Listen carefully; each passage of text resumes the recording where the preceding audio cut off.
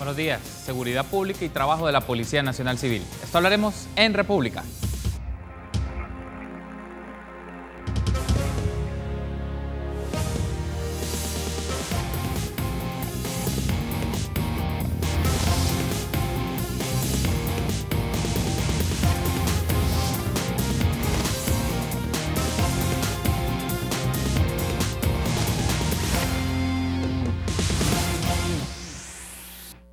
Muy buenos días, qué gusto que nos acompañe en una nueva edición de República. Les saluda Carlos Monterrosa. Es un agrado que esté conmigo por la mañana, jueves 22 de noviembre del año 2018, dedicado en esta primera parte para analizar las condiciones de la seguridad pública en nuestro país y el trabajo de la Policía Nacional Civil. Y es un gusto para mí recibir a Howard Cotto, director de la Policía Nacional Civil. Buenos días, director, bienvenido a República, qué gusto volvernos a encontrar. Buenos días, Carlos, es un gusto saludarte y a todos los televidentes. Ahorita estaba pensando que ya hace días que no nos veíamos, pero es un gusto. Qué bueno que podemos coincidir nuevamente y esperamos pues tenerle siempre con más frecuencia en este espacio de entrevista para hablar el trabajo de la corporación, un poco el tema de la seguridad pública y también actividades vinculadas al trabajo que hace la policía contra los homicidios, contra el crimen organizado, entre otras actividades. Si le parece, iniciemos en este primer bloque con asuntos más de carácter coyuntural, es decir, actividades que se han dado en los últimos días y en donde hay una incorporación o algún involucramiento del trabajo de la Policía Nacional Civil. Si le parece, retomemos un poco el caso de Santa Tecla y el altercado y el enfrentamiento que se dio entre vendedores y agentes del CAM. Hasta este momento, ¿qué tipo de información y evidencia pudo procesar la Policía Nacional Civil? Sabíamos que por petición y solicitud de la Fiscalía General de la República se incautaron las armas, el equipo técnico de la policía a través de su laboratorio pues estaba identificando los casquillos, pero hasta este momento, ¿qué información y evidencia ya se dispone? Bueno, realmente, tal como en su momento lo manifestamos, lo que sucedió en Santa Tecla, nosotros estamos seguros que no solo ha sido un hecho lamentable, sino que es algo que no debió suceder. Queda bastante claro o en evidencia lo que nosotros hemos manifestado a lo largo de todos estos años sobre el trabajo que realizan los cuerpos de agentes metropolitanos en cualquier lugar. Y cuando estas instituciones del Estado empiezan a querer realizar actividades que tienen que ver estrictamente con la seguridad pública, pues resultan problemas como esto por la falta de capacitación, de experiencia, de experticia para atender este tipo de eventos. Estos son eventos que deben ser atendidos por la Policía Nacional Civil. En este caso particular de Santa Tecla, nosotros hemos dicho, por un lado, la Policía Nacional Civil no tiene ni vamos a hacer labores o competencias que corresponden al CAM, por ejemplo, en materia de reordenamiento de mercados, de plazas públicas, etcétera. Y tampoco el CAM debe de pretender realizar actividades que conciernen a la Policía Nacional Civil. Evidentemente, el manejo de las multitudes es un tema bastante complejo, pero fíjate que la Policía Nacional Civil atiende este tipo de casos casi que todos los días, ¿no? En diferentes puntos de la ciudad, en la Asamblea Legislativa, en las calles de San Salvador, en otras ciudades, de hecho los eventos deportivos incluso, es decir, tenemos ya una expertise en el manejo de esto. Que la gente no se da mucho cuenta de eso, no se percata, pues es precisamente porque no sucede ningún tipo de inconveniente, pero nosotros los manejamos casi todos los días. En este evento participaron un aproximado por parte de los vendedores de unas 250, 300 personas. Nosotros manejamos eventos con multitudes de 5, 10, 50, 1000 personas, como los estadios o en la calle, y no tenemos estos resultados.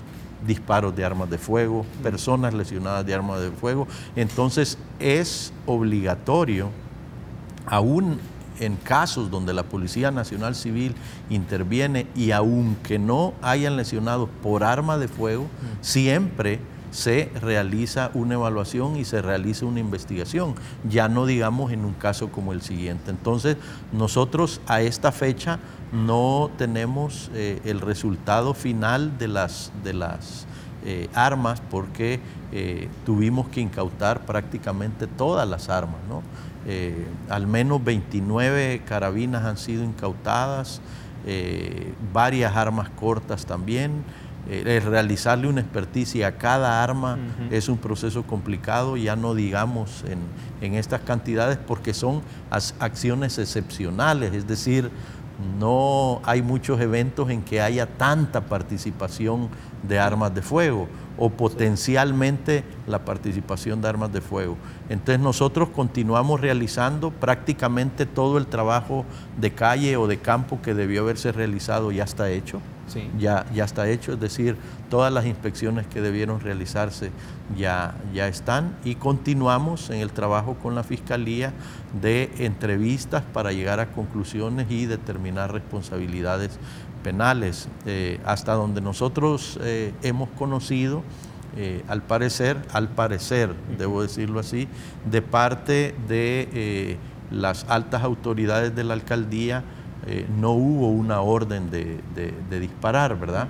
Y en ese sentido hay que determinar las responsabilidades en el campo de especificar o individualizar quiénes abrieron fuego, ¿verdad? Y producto de haber disparado, quiénes lesionaron a personas con arma de fuego.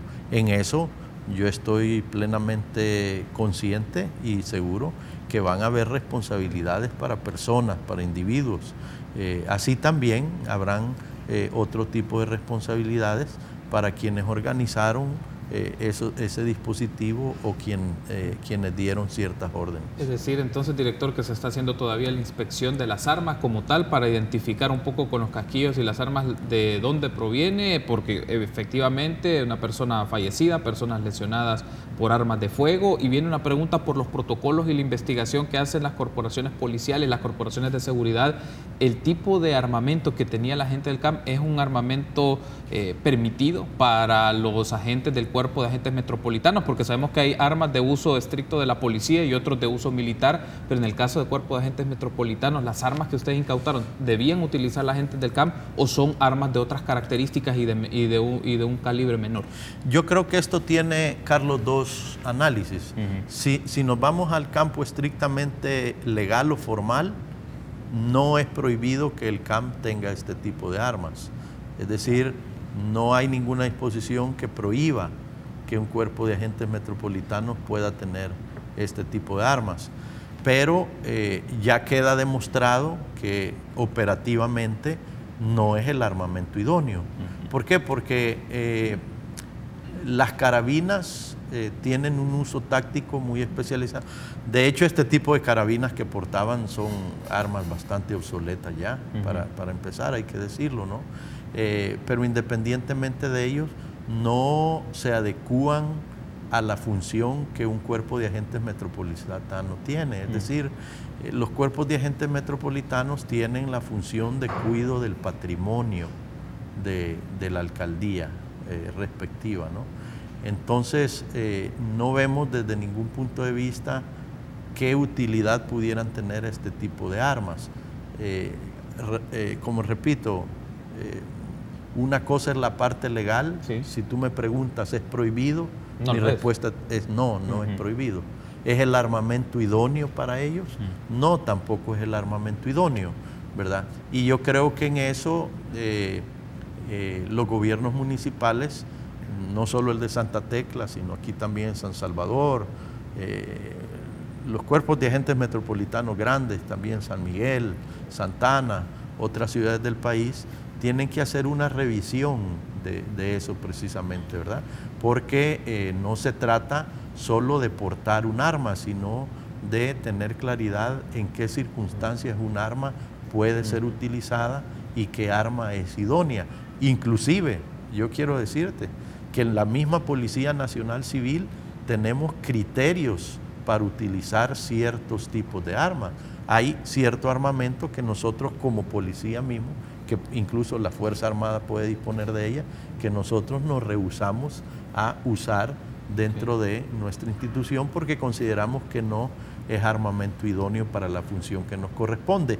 Ya no digamos una institución que tiene un universo de actuación muchísimo más reducido que la Policía Nacional Civil, que se circunscribe al patrimonio de la alcaldía. Debo hacer una pausa, director, y me gustaría que ampliemos algún detalle más sobre este caso en particular y el rol de la policía en la investigación y luego otros asuntos que tienen que ver con la corporación. Una pausa, volvemos en minutos.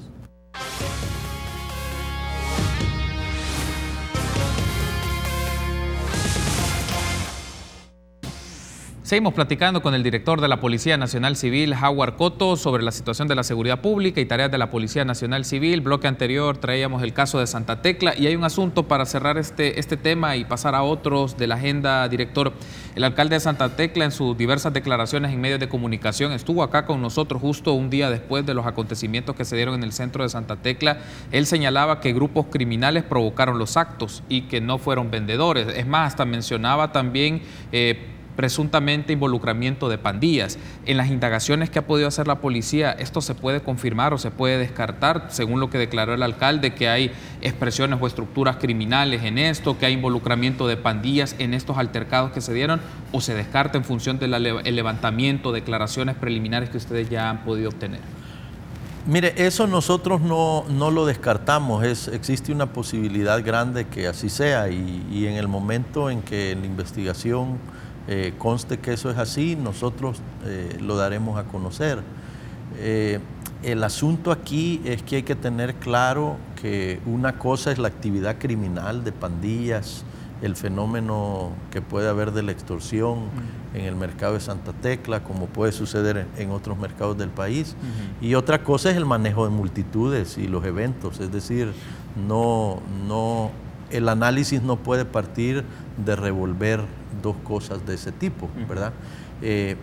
Porque independientemente de quienes hayan participado o quién haya participado en este incidente y qué condición pudieran tener, lo que queda bien claro o de forma evidente es que el procedimiento táctico para abordar a ese grupo de personas no fue el adecuado. Y no fue el adecuado porque al Cuerpo de Agentes Metropolitanos de Santa Tecla no le corresponde hacer eso, ¿verdad? Ese es el punto en sí. Y yo creo que la investigación podrá arrojar muchos elementos, pero hay que saber deslindar la posible vinculación de personas, de estructuras criminales, de pandillas dentro de los vendedores, si es que lo hubiere, y el manejo que se dio ese día y esa hora de ese evento. Pero puede salir insumos para ambas líneas. Sí, pero vamos a suponer que así fuera. ¿Eso de alguna forma justifica que se utilicen armas de fuego de esa forma? No, entonces hay que saber definir que las cosas hay que diferenciarlas, ¿no? Ahora, cambiemos de tema, si le parece, director. Ayer brindó declaraciones el jefe de la delegación de la policía en Cabañas, el señor David Reyes Palacios, a la luz de un comunicado en el cual él menciona que son rumores, el cual esté siendo investigado por haber cometido un delito sexual. En este caso, le consulto, director, ¿hay una investigación policial sobre la gente o la declaración que brindó el señor Reyes Palacios de que la denuncia solo son rumores en el marco de redes sociales? Sí, justamente el día de ayer yo daba declaraciones, clausuramos ayer, por cierto, un seminario muy interesante sobre prevención del delito, y en su clausura a mí me preguntaban con bastante énfasis sobre este tema. Sobre ello, la posición de la policía y pues de nuestra institución, sobre ello creo que ya está suficientemente clara. Eso no es así. Yo quizás hacer un llamado a la reflexión, por cuanto que las cosas que se publican en redes sociales es difícil que se controlen. Se habla mucho del tema, pero no se pueden controlar. Lo que sí yo debo decir es que nuestro parámetro es el siguiente: quien asume la responsabilidad de una publicación hay que tomarlo, no como verdad absoluta, pero hay que tomarlo con seriedad, analizarlo, verlo, ¿no? Pero cuando son publicaciones anónimas, la práctica es el mejor criterio de verdad y la verdad es que siempre son falsas. Es decir, quien no tiene el valor o el interés de dar la cara por una publicación es que está mintiendo, ¿verdad? Y eso lo comprobamos. ¿Cuántos rumores circulan de toques de queda, de amenazas en no sé qué lugares, que la gente no puede salir, que no se puede subir a los buses, que si las luces se encienden de tal forma te van a matar? Todas esas cosas que circulan, siempre, Carlos, al final, evaluémoslo, siempre son falsas. Entonces, ¿por qué dar crédito a algo en lo cual nadie va a asumir la responsabilidad de su verdad o de su falsedad, ¿verdad? Entonces, en ese sentido, nosotros lo tenemos claro. Yo tuve la oportunidad de ver un pseudoescrito ahí que lo especificaba. De hecho, mira, llegaba al punto de mentir diciendo que él de hecho ya estaba detenido y que por una disposición mía no era presentado a los tribunales. Eso es puro invento, eso es absolutamente falso, pero yo te pregunto, ¿quién firma? ¿Quién se hace cargo de esa publicación? Nadie. Entonces nadie se hace cargo. Es sencillo, es falso. En función entonces de eso, que fue algo falso, que lo desmintió el agente David Reyes Palacios, porque él dio una declaración, dio una declaración oficial diciendo que esto era un agravio personal, un agravio para su familia y que él iba a disponer de los mecanismos legales sobre eso. Dejando de lado y que esto ya usted lo aclara, ya nos vamos en el tema concreto del trabajo de la investigación policial. Si en este momento llevan casos o indagaciones administrativas o indagaciones de la corporación ante ya asuntos o casos con indicios más fuertes ya de violencia entre agentes policiales o entre agentes hacia mujeres agentes en la Policía Nacional Civil. Ya en casos concretos, en los datos que ustedes tienen, ¿cuántos llevan en este momento, si tienen una investigación? Bueno, habría que ver a qué periodo nos referimos. Nosotros, lo que pasa, Carlos, es que nosotros hace aproximadamente 2 años hicimos público y oficializamos, por llamarlo de alguna forma, un protocolo de actuación en casos de violencia contra mujeres al interior de la policía, ¿verdad? Y desde que ese protocolo se ha aprobado hasta hoy, no tengo el dato exacto, pero más o menos unos 150, poco más de policías han sido procesados, ¿no? Esto yo lo considero muy bueno.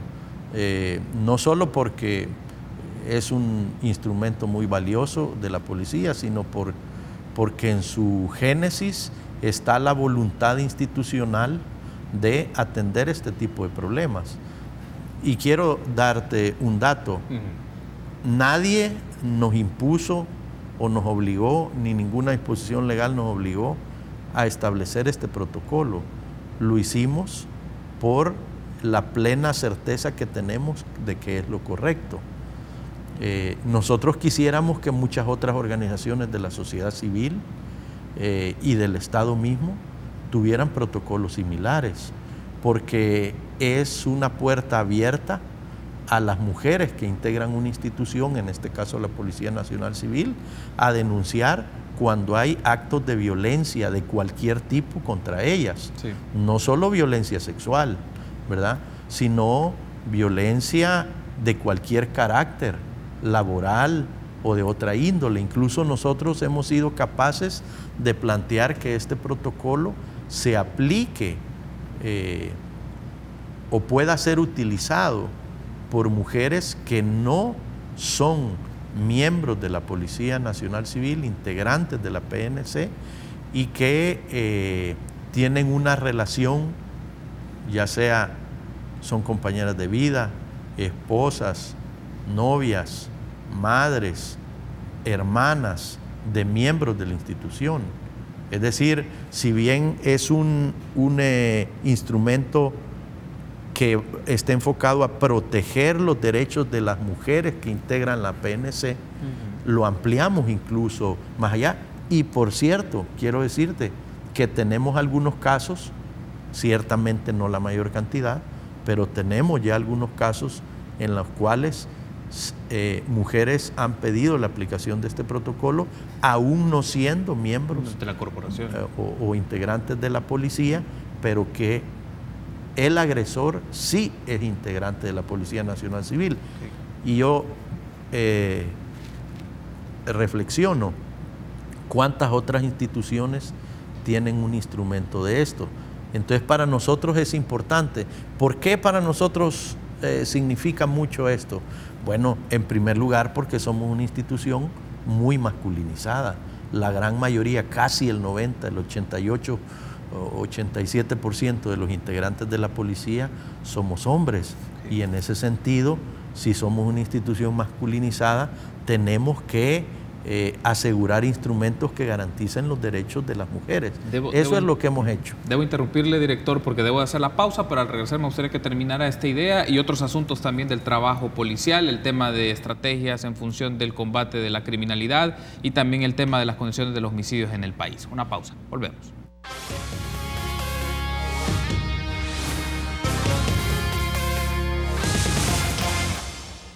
Gracias por seguir junto a nosotros en República. Continuamos platicando con Howard Cotto, director de la Policía Nacional Civil. Director, otro asunto que también es algo coyuntural, pero vale la pena tener su apreciación sobre esto, fue el decomiso de unos paquines titulados Oscuro. Según se ha mencionado, fueron incautados 1.500 ejemplares en San Vicente y la hipótesis que se maneja por el oficial que dio declaraciones sobre esto es que el contenido de estos paquines afectan a las acciones preventivas contra la violencia, según lo que se ha conocido. Empecemos un poco con esta idea, cómo la policía sostiene, o desde el vocero quien mencionó esto, que el contenido de este material puede afectar el trabajo de prevención de la violencia que hace en los territorios la Policía Nacional Civil por el tema de que se hace apología del delito. Sí, efectivamente, esta semana en San Vicente, la jefatura de la delegación allá se encuentra con la sorpresa, porque no puedo decirlo de otra forma, de que habían empezado a circular unos paquines, entendemos que hasta ahora 4 diferentes capítulos, o como se le quiera llamar, de un personaje que lo hacen llamar Oscuro, que es un pandillero, que es como una especie de superhéroe que motiva al resto de pandilleros para hacer las cosas bien, pero que en su contenido realmente se denotan elementos que pudieran estar incentivando a los jóvenes a participar en este tipo de estructuras criminales. Nosotros particularmente como institución policial no compartimos su contenido, pero vamos un poquito más allá de su contenido, porque también pudiera venir aquí una persona que dice que la comparte, lo explica, lo justifica, y pues hay que respetar su posición. Ahora, yo dejo clara la nuestra, nosotros no compartimos el contenido de esos paquines, pero yo creo que lo más importante es lo siguiente. La Policía Nacional Civil y diferentes instituciones del Estado y de la sociedad civil vienen haciendo un esfuerzo, o venimos haciendo un esfuerzo grande en el sentido de prevenir el delito en las comunidades, ¿verdad? Y el modelo, por ejemplo, de policía comunitaria que nosotros desarrollamos es lo que ofrecemos a la comunidad en el marco de todas estas estrategias de prevención del delito. ¿Cómo se concreta en las comunidades y en las localidades esto? A través de una figura, o de 2 figuras más bien. Una es los comités municipales de prevención de la violencia y la delincuencia y los comités locales de prevención de la violencia y la delincuencia. En estos comités municipales participan los alcaldes, las ONGs, organismos internacionales, la Policía Nacional Civil, empresa privada y todas las expresiones de la sociedad civil que en cada municipio existen y que realizan acciones de carácter preventivo, ¿verdad? Yo quiero ser enfático entonces en decir que este paquín o esta acción de repartir estos paquines no pasó por los consejos municipales de prevención de la violencia y la delincuencia. Es decir, entonces nos sorprende. Entonces no entendemos en el marco de qué se hace una repartición así al margen de las acciones. Y esto no es positivo porque lo que abona es el esfuerzo del conjunto, ¿verdad? El esfuerzo de todos. Todas las acciones que, por ejemplo, la PNC realiza en las comunidades en función preventiva no son un invento de un día para otro o de una sueño de la noche anterior de un miembro de la policía, sino que es algo que está puesto en consenso de los comités municipales y que se impulsan en el marco de una orquesta, ¿verdad? Y eso es lo que nosotros vemos mal en este sentido. Además, quiero decir, porque me imagino que me quieres preguntar otro detalle sobre esto, pero quiero decir que estos paquines, cuando uno les da vuelta a revés y derecho, no están firmados por nadie.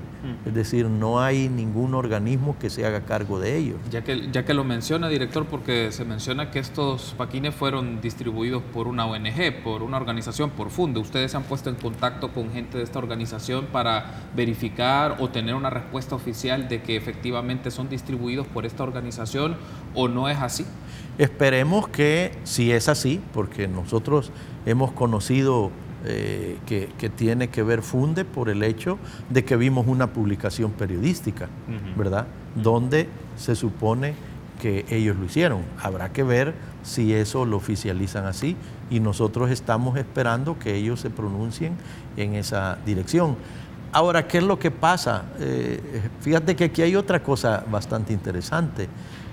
Un periodista el día de ayer o antier, no recuerdo, me preguntaba, pero ustedes van a continuar persiguiendo a quien distribuye los paquines para seguir incautando. Y yo les digo, bueno, si es necesario, sí, pero no se trata de eso, se trata de entender de que esas acciones de forma unilateral no se pueden hacer. Es decir, no estamos hablando de que es una organización criminal que lo está haciendo, estamos hablando de la posibilidad de que instancias que se supone que trabajan en función de la prevención del delito lo estén haciendo. Entonces la lógica es totalmente diferente, ¿verdad? No se trata de ver si nosotros incautamos más paquines, se trata de que eso no continúe si no es analizado, visto primero por las instancias locales que son los comités de prevención de la violencia y la delincuencia. Yo entiendo justamente ese punto, director, el hecho de que se pueda discutir a nivel territorial, colectivo, con los agentes de una comunidad por el tipo de contenido y en donde se está dando. Ahora el punto perdón, aquí te interrumpo porque hay otra cosa, hay otra cosa que tienes que tomar en cuenta. Nosotros los hemos incautado en San Vicente, ¿verdad? Pero imagínate tú que esto fuera parte de una acción que una ONG o alguna institución quisiera realizar a nivel nacional. Entonces ya no solo es un asunto del Comité Municipal de Prevención de la Violencia y la Delincuencia, sino que esto trasciende y tiene que verse en otras instancias de mayor nivel para ver cuál es la justificación, cómo se fundamenta, qué impacto se quiere tener, por qué utilizar este mecanismo para ello. Es decir, esto no se puede circunscribir únicamente a analizar San Vicente y el Comité Municipal de Prevención de Violencia y Delincuencia en San Vicente, ¿verdad? Sino que tiene que ser visto con mayor amplitud. Partiendo un poco de esta idea, director, también la discusión está, digamos, esto es a través de un paquín, de un contenido gráfico, pero si la hipótesis es que el contenido afecta a las acciones preventivas, también se puede decir de otra serie de elementos que aparecen en televisión, que aparecen en radio y una serie de películas sobre este tipo de cosas. A lo que quiero llegar es a través de esta vía o hay otros componentes en los cuales el trabajo de acción preventiva puede fortalecer de manera más estructural el combate a las pandillas y a lo que esto significa en los territorios, porque hay que hacerlo con mucha claridad, más allá de lo que este material, la divulgación que puede darse. No, yo creo que sí, este evento en sí llama a la reflexión sobre muchos otros espacios donde pudiera haber una suerte de apología del delito o al menos incentivación a jóvenes a participar de acciones criminales. No se limita a un paquín, eso es cierto, pero la jefatura local de una delegación como San Vicente, pues tiene que reaccionar ante un fenómeno que se está dando y que no se sabe ni de dónde viene, sino que un buen día amanecemos con una repartición de estos paquines entre jóvenes sobre todo, niños, etcétera, sin tener ninguna claridad ni ninguna de coordinación como se hace. Ese es el punto, ¿no? Ok, debo hacer una pausa, director, y en el último bloque de esta primera parte, pues hablemos un poco el tema de despliegue territorial, las condiciones en el tema de homicidios y criminalidad, el trabajo que hace la policía en estas áreas. Volvemos en minutos.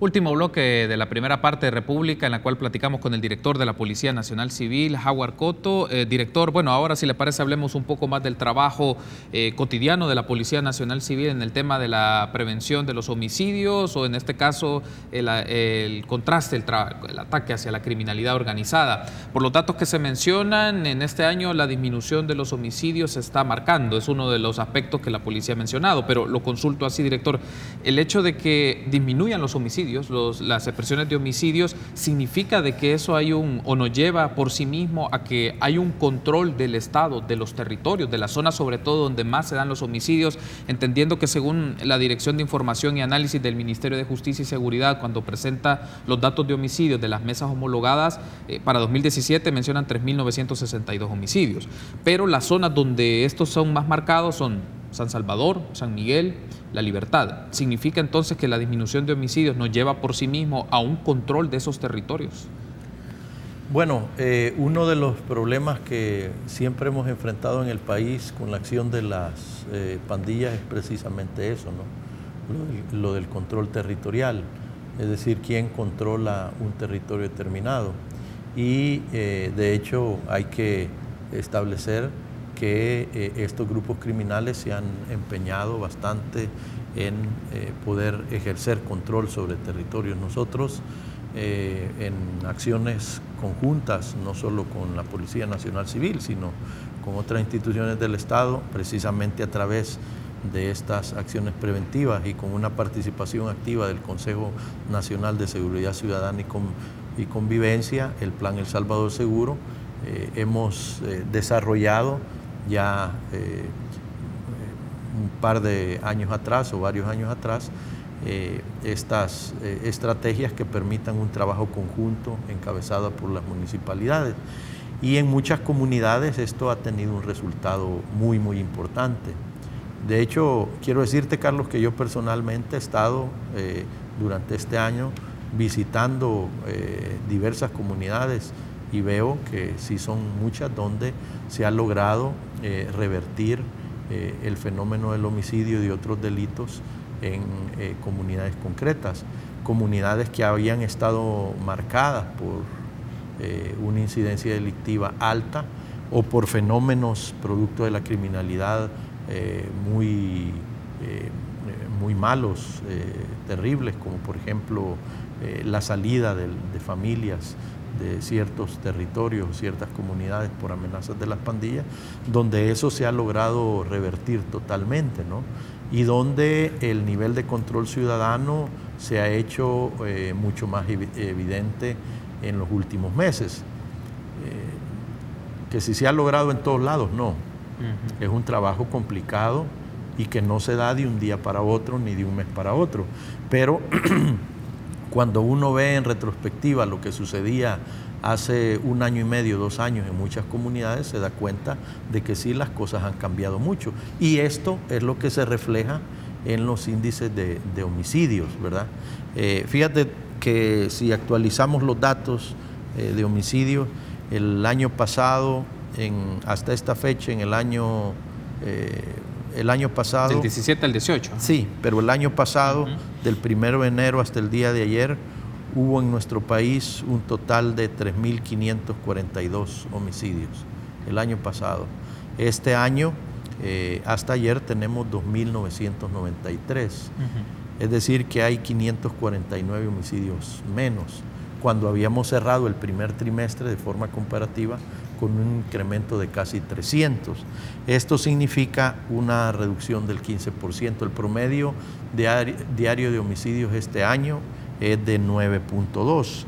En el mes de noviembre, si bien no ha culminado y esto pudiera cambiar, aunque a veces este tipo de tendencias no modifican mucho, pero en noviembre del año pasado hubo un total de 202 homicidios hasta el día de ayer, y este año tenemos 179, o sea que este mes de noviembre de este año el promedio de homicidios diarios es de 8.5, la reducción es del 11%, pero viendo en perspectiva, para no tomar periodos de tiempo tan cortos, ¿verdad? Fíjate que nosotros cerramos el año 2015 con 103 homicidios por cada 100.000 habitantes. Sí.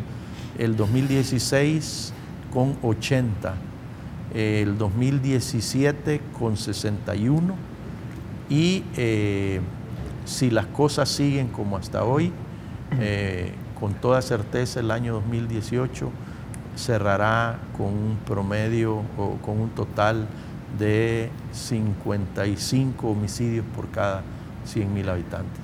Es alto, sí, claro, es alto, sigue siendo alto, pero también si haces una labor comparativa del 2015 a la fecha, pues la reducción es del 50% aproximadamente, y eso que estamos haciendo solo un análisis nacional, no estamos haciendo un análisis ahorita pormenorizado de cada lugar en específico, porque hay territorios donde la disminución del homicidio llega al 60 o hasta el 70%. Estamos casi finalizando la entrevista, director, me resta un par de minutos nada más, pero le consulto sobre el tema del despliegue del control territorial, porque estamos en contexto de campaña electoral y uno de los temas que ha salido es ese, entre las distintas fórmulas, candidaturas, hablan un poco el tema de gestión y control territorial y expresión del Estado en el territorio.